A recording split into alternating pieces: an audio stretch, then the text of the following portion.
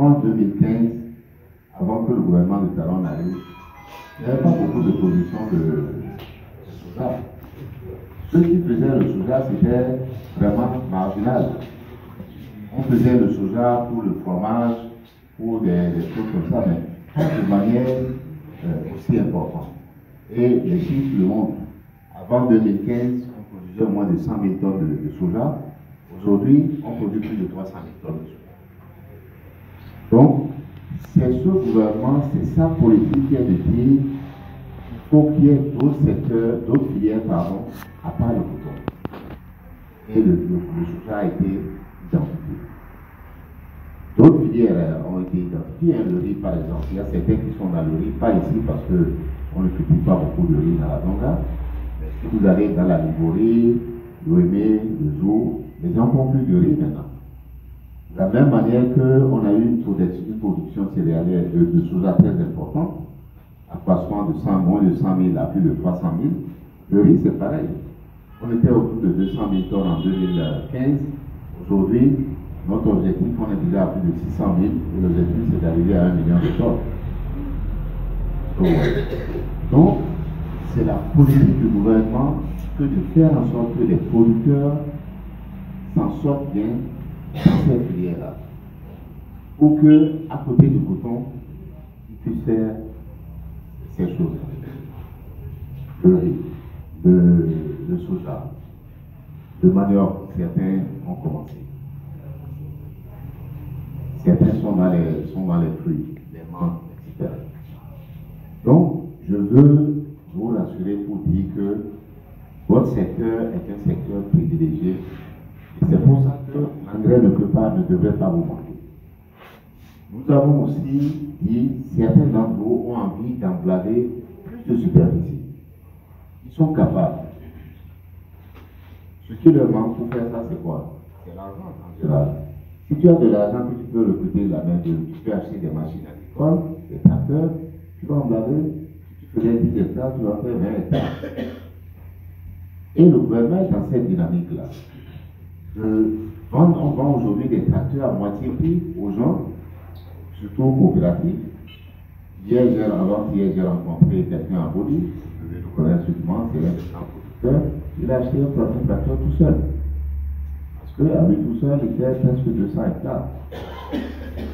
Donc, modernisation aussi, c'est ce que nous voulons faire, que nous investissons massivement. Nous avons créé une société qui s'appelle la Sorama, qui va mettre ces machines agricoles là à un prix subventionné par l'État. Tracteur à moitié prix, c'est bien que peut-être des coopératives sur la place. Puis, troisième chose importante, c'est la formation. Il y a des ingénieurs agricoles ici, agronomes ici que moi je connais. Ils ne peuvent pas amener un tracteur. Donc, il a fait toute la formation jusqu'à Bac plus 5 en agriculture. Et si tu lui donnes un tracteur, il ne peut pas l'amener. Or, c'est important, nous sommes en train d'aller vers la mécanisation. Nous voulons l'utilisation des engrais. Il faut, dans certaines cultures, il faut des engrais spécifiques. Si tu prends, on dit le coton c'est NPK, mais ce n'est pas n'importe quel NPK. Il y a une problème. Donc, c'est important aussi de savoir que l'engrais, il y a des dosages, il y a des formules, et il faut utiliser ces formules. D'où la formation des agriculteurs. Nous allons construire ici, à Paris, un nouveau lycée agricole moderne. Pour que certains d'entre vous puissent aller se recycler là-bas, mais pour que d'autres jeunes qui commencent maintenant dans l'agriculture puissent aller se former là-bas. Donc c'est important, et tout ça, c'est pour que l'agriculture se fasse mieux, pour que les agriculteurs puissent mieux s'en sortir. Là où tu es formé, là où tu peux utiliser la machine, c'est clair que là où celui-là qui fait là où il a 1 tonne à l'hectare, toi tu vas avoir 1 tonne et demie, peut-être même 2 tonnes à l'hectare. Donc tu vas avoir plus d'argent que lui. Est-ce que dans ces conditions, vous ne comprenez pas, vous n'êtes pas d'accord avec moi pour dire que ce gouvernement veut du bien des paysans? veut que les paysans prospèrent.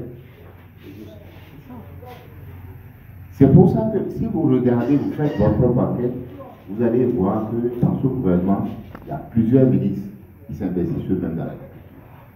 À commencer par le ministre de l'Agriculture. Dans les autres pays, en Europe et en Afrique d'ailleurs, le ministre de l'Agriculture, c'est un fonctionnaire. Ici, vous avez un fonctionnaire, mais lui-même, il a un champ. Donc, quand vous parlez, il entend, il comprend parce qu'il sait. Moi, quand j'ai commencé par faire le soja, je peux vous dire combien on faisait le rendement. Le maïs, c'est pareil. Mon champ est à votre frontière ici. Quelqu'un connaît la chose que vous connaissez. Quelqu'un connaît, non? Il connaît. Donc, c'est pour vous dire que l'objectif du gouvernement, c'est tout faire pour que vous vous en sortiez.